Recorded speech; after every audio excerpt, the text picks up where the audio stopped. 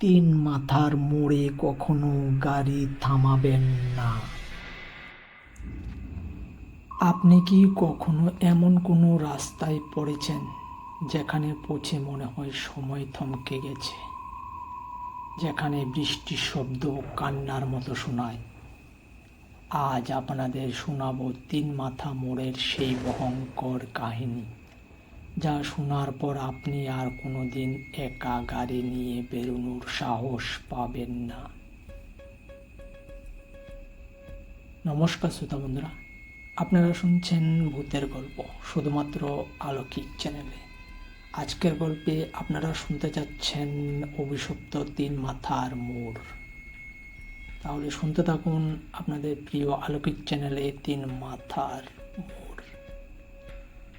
শহরের কোলাহল থেকে অনেক দূরে, গ্রামের আঁকাবাঁকা গলিগুলো যখন বড় রাস্তার মুখে মিশেছে, সেখানে সেই অভিশপ্ত তিন মাথার মোড়। 100 বছর আগে এই রাস্তার দুধারে ছিল গভীর খাদ আর নিঝুম নিস্তবতা। লোকমুখে শোনা যায় সমস্ত শহরের পচা ময়লা আর হাসপাতালের বেওয়ারিশ লাশগুলো গভীর রাতে এই খাদে ফেলে দিয়ে যাওয়া হতো। যাদের কেউ ছিল না, যারা বিচার পায়নি, তাদের অতৃপ্ত আত্মারা আজও মুক্তি খুঁজে বেড়ায় এই মোড়ে। তাই তো এখানে এত অ্যাক্সিডেন্ট হয়। সেদিন সারাদিন ছিল আকাশ ভাঙ্গা বৃষ্টি।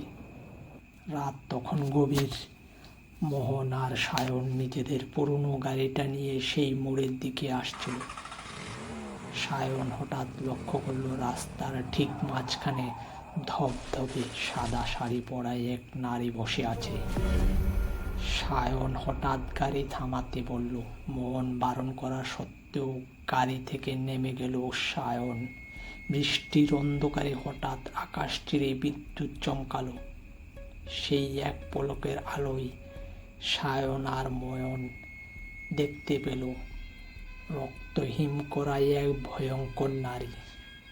সেই নারী একবার ডুকরে কাঁদছে, পরেক্ষণে খিলখিল করে পৈশাচিক হাসিতে ফেটে পড়ছে। সায়ন কাছে যেতেই দেখল সেই অবয়বটা আর মানুষের মতো নেই। সেটা অস্বাভাবিকভাবে লম্বা হতে শুরু করেছে।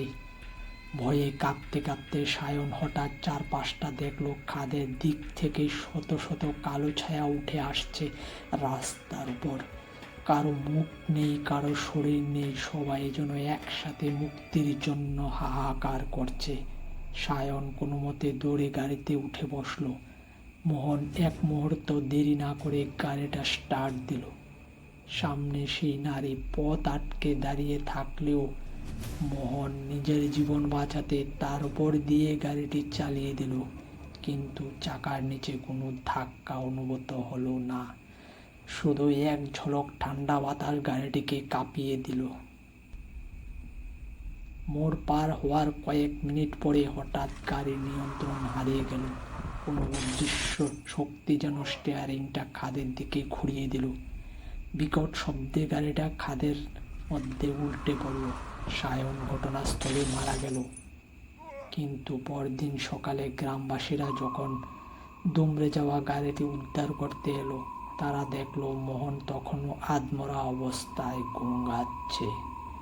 গ্রামের মুরব্বীর কানের কাছে মুখ নিতেই মোহন শেষবারের মতো চোখ খুলে এক দীর্ঘ নিঃশ্বাস ফেলে বলল, তিন মাথার মোড়ে কখনো গাড়ি থামাবেন না। রাতে যদি থামান বা সাইড কেটে আসার চেষ্টা করেন, তাহলে আপনিও ওই তিন মাথার মোড়ের রাস্তার সাক্ষী হয়ে আজীবন বয়ে যাবেন আমাদের মতন। এই বলে তার শরীরটা লুটিয়ে পড়ল। নমস্কার শ্রোতাগণ, মোহনের শেষ সতর্কবাণী আজও গ্রামবাসীর মন কাঁপায়।